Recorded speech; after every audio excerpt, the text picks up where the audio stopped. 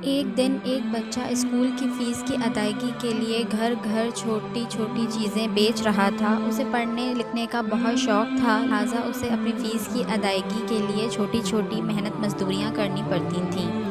سخت دھوپ میں گھر گھر چیزیں بیچتے بیچتے اسے سخت پیاس اور بھوک نے آ لیا۔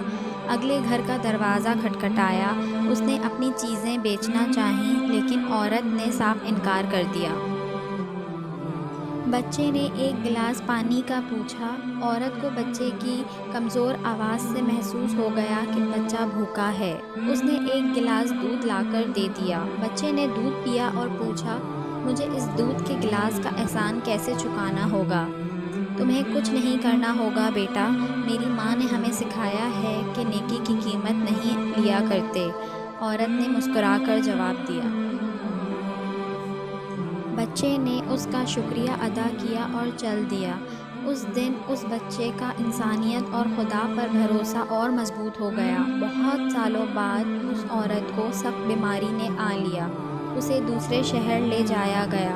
اس شہر کے سب سے بڑے ہسپتال میں داخل کروایا گیا اور شہر کے سب سے ماہر ڈاکٹر کو بلایا گیا۔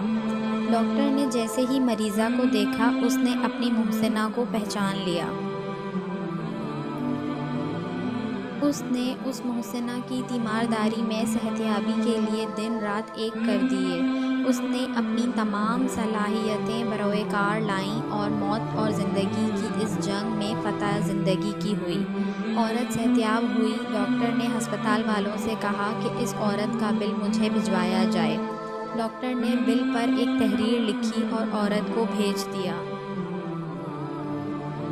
عورت جو کہ اب تندرست تھی اور بیڈ پر لیٹی تھی، اس نے ڈرتے ڈرتے بل کھولا۔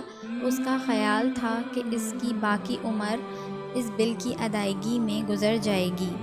بل پر ایک تحریر درج تھی، دودھ کے ایک گلاس کے عوض بل ادا کر دیا گیا۔ مہربانی اور تشکر سے اس عورت کی آنکھیں لبریز ہو گئیں۔